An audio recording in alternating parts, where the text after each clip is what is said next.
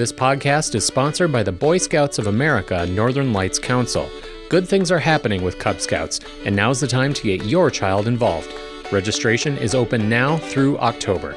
Get the adventure started at nlcbsa.org.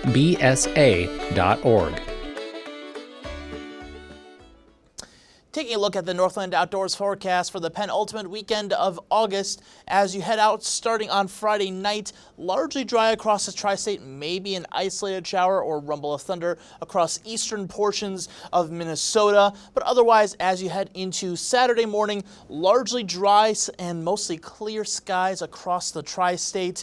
Now, as we head throughout Saturday, there's going to be a disturbance that's going to be grazing northwestern portions of the Dakotas, and that will mainly be bringing rain to, again, western portions of North Dakota into portions of Saskatchewan and then Manitoba as well, largely staying to the north from the tri-state here as you head into your later Saturday into Sunday. Sunday starts out largely on the clear and dry side across the region as well, but as you head into Sunday night, we'll be looking at another disturbance, another system bringing some rain and potentially some thunderstorms to portions along near the I-29 corridor as you head into Sunday night then to wrap up the weekend.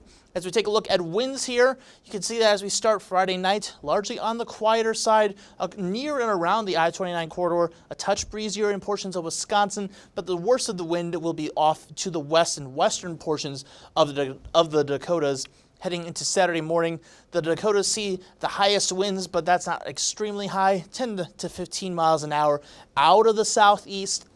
And the bigger story behind those winds as we head into this weekend is that it's going to help fuel in warm and humid air that will be across much of the region as you head into this weekend. So if you like hot and humid weather, the weekend is favorable for that across the area. As you head into later Saturday, breezy winds across the Dakotas will be filtering into the region as well. And as you head into Saturday night, the worst of the wind then shifts a little further off to the east as well. So across western portions of Minnesota starting to turn breezy as you head into later Sunday, in addition to much of the Dakotas staying on the breezy side. Sustained winds up to 10 to 20 miles an hour possible into your Sunday.